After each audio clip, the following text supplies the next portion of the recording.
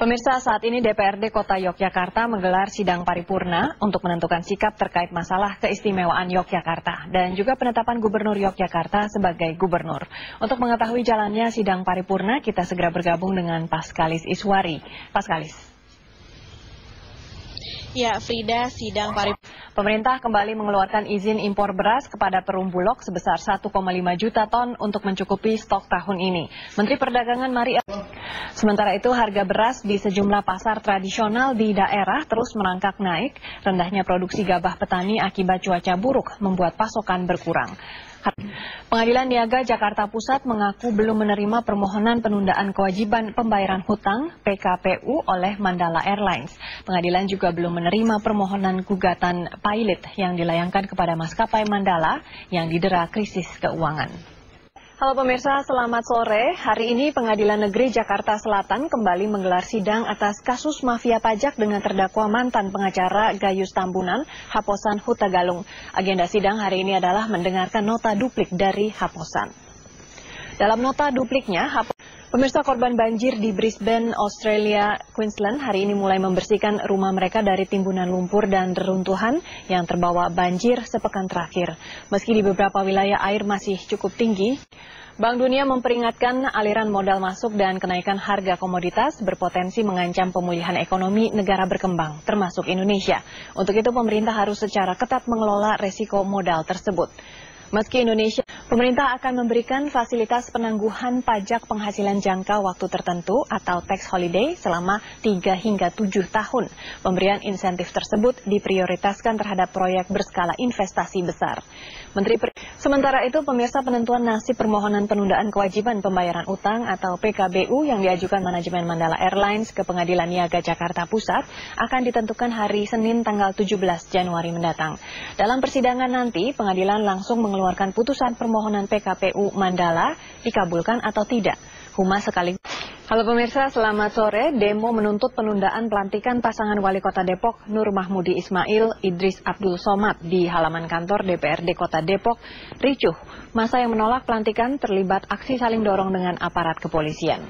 Aksi saling dorong Pemirsa, ratusan orang yang tergabung dalam aliansi Batak seluruh Indonesia siang tadi berunjuk rasa menolak pemberian gelar Raja Batak untuk Susilo Bambang Yudhoyono dengan membawa poster dan pemerintah menegaskan tidak akan menaikkan harga premium meski tren harga minyak dunia naik mendekati level $100 Amerika per barel hingga membuat beban subsidi membengkak. Sebagai solusi, pemerintah memilih tetap membatasi konsumsi BBM subsidi mulai April tahun ini.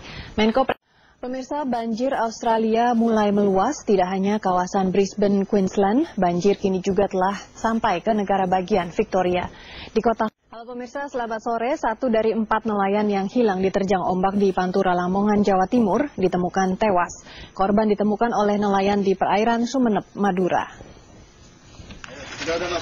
Halo pemirsa, selamat sore. Sebagai bentuk kekecewaan terhadap pemerintahan SBY yang banyak melakukan kebohongan, petisi 28 dan beberapa kelompok aktivis pemuda meluncurkan foto Presiden Pinocchio.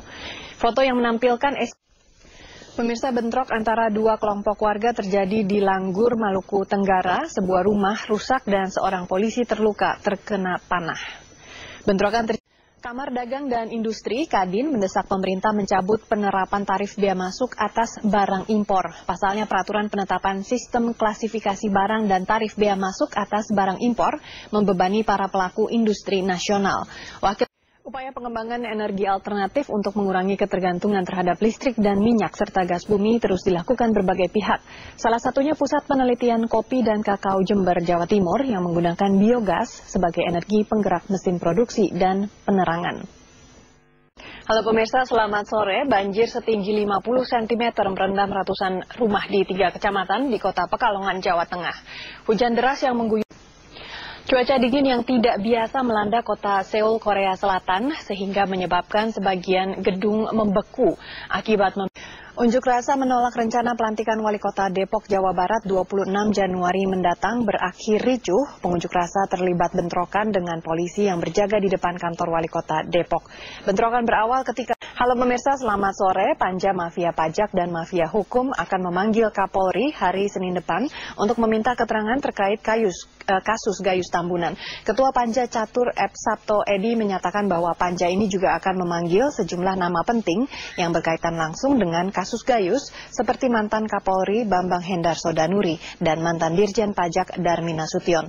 Panja yang baru dibentuk minggu lalu ini diharapkan mampu mengungkap kasus yang lebih besar dan juga mampu membersihkan mafia di ranah hukum maupun di Direktorat Jenderal Pajak.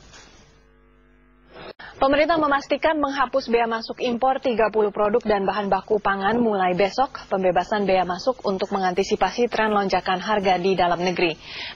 Sementara itu, pemirsa, Organisasi Pangan Dunia memperkirakan tren kenaikan harga komoditas pangan dunia berlanjut tahun ini. Proyeksi tersebut terkait menipisnya stok sereal seperti beras, gandum, dan jagung akibat anomali cuaca di sejumlah negara produsen. Direktur Jenderal Pajak menerbitkan aturan tentang tata cara pengajuan permohonan fasilitas tax holiday untuk industri pionir berlaku 1 Februari mendatang.